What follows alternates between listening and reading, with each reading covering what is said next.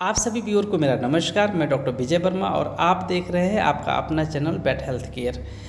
ये जो केस है इसकी हिस्ट्री मैंने ऑलरेडी डाल चुका हूं। अगर आपने नहीं देखा है तो उसको ज़रूर जा करके हमारे चैनल पर देख लें। इस केस की पूरी ओनर से जब मैंने पूरी हिस्ट्री लिया, इसको जितने लोगों ने इलाज किया था, मैंने सभी लोगों से बात करके जो अपना फाइनली टेंटेटिव डायग्नोसिस बनाया वो ये बनाया कि इस एनिमल्स को ट्रिपेनोसोमा हो चुका था, जिसका इलाज उन लोगों ने प्रारंभिक दौर में किया था, जिससे हल्का सा इसको रिस्पांस भी मिला था। लेकिन इस केस में एक प्रॉब्लम और थी, वो ये था कि ट्रिपेनोसोमियोसिस के केस में जनरली देखा जाता है कि कुछ एनिमल्स को एनीमिया होता है और जो अपने आप रिकवर हो जाता है, लेकिन बहुत सारे एनिमल्स ऐसे भी होते हैं जिनको इतना सीवियर एनीमिक हो जाते हैं कि उनका रिकवर होना लगभग असंभव जैसा होने लगता है। अगर सही समय पे उनका मैनेजमेंट नहीं किया गया तो वो उनकी रिकवरी नहीं मिलती है। तो ये केस ऐसा ही था कि ट्रेपेनोसोमा वाला पोर्शंस तो कवर हो गया था, लेकिन एनीमी वाला कंडीशंस मैनेजमेंट नहीं हो पाया था।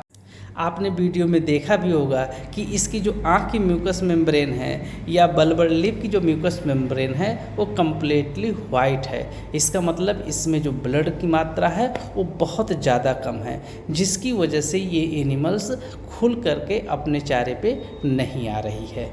फिर मैंने जिस दिन मैं गया हूँ उस दिन तो उसको फ्लूइड थेरेपी दिया है। फ्लूइड थेरेपी के देने के साथ साथ हमने पूरा का पूरा जो एनीमिया का मैनेजमेंट है उसको किया। दूसरे दिन जब ओनर को मैंने फ़ोन किया तो वो बताया कि साहब मैं इसको कुछ खिला नहीं पा रही हूँ, क्योंकि मैंने इनको बोला था कि आपको लीवर टॉनिक भी देना है, मैंने ये बोला था आपको आयरन का भी टॉनिक देना है और कुछ फीड सप्लीमेंट थे। इसने बताया कि हमारे यहाँ एक्चुअली में कोई पुरुष नहीं है और जिसकी वजह से हम इसको खिला नहीं पा रहे हैं, और जो भैंस है ये कोऑपरेट नहीं कर रही है। मतलब इसको चूँकि कई बार दवा खिलाया जा चुका है, जिसकी वजह से ये दवा का जैसे ही महक इसके नाक तक जाता है वो वहाँ से भागने लगती है, और ये दोनों औरतें मिलकर भी उसको किसी भी तरीके से दवा खिलाने में असफल रहीं, जो मेन समस्या था जिसकी वजह से इसका हम रिकवरी लेने में असफल रहे हैं। इसके साथ साथ एक और समस्या उन्होंने बताया कि साहब मेरे पास पैसे नहीं हैं, क्योंकि पिछले 2 महीने से इसका मैं लगातार इलाज करा रही हूँ। इसकी वजह से हमारे घर में जितने भी पैसे थे वो सारे के सारे ख़त्म हो चुके थे।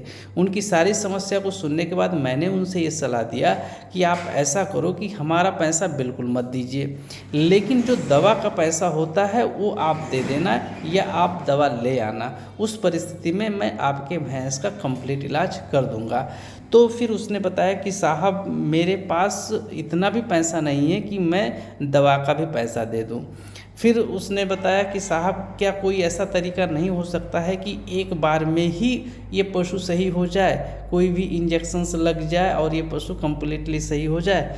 फिर मैंने उसको बताया क्योंकि इसके शरीर में ब्लड की मात्रा बहुत कम है और ब्लड एक दिन में नहीं बन सकता है। मतलब कोई भी इंजेक्शन्स हमारे पास ऐसा नहीं है कि हम लगा दें और ब्लड एक दिन में ही बन जाए।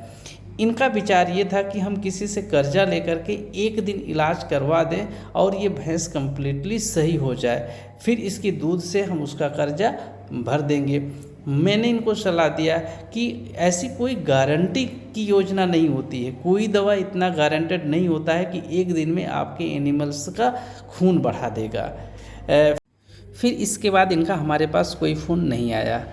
2-3 दिन के बाद फिर मैंने दूसरे से पता लगाया, हम लोग पता चला कि इसने इस भैंस को बेच दिया है। एनिमल सही हो सकता है, लेकिन जो ओनर होता है उसके पास फाइनेंशियल सपोर्ट नहीं होता है कि वो अपने एनिमल्स का दवा करा पाए, क्योंकि स्टार्टिंग दौर में उसके पास जितना पैसा होता है वो खर्च कर चुका होता है, और बाद में उसके पास जब हम लोग पहुंचते हैं तो उसके पास पैसा नहीं बचता है कि वो सही तरीके से अपने पशु का इलाज करा पावे।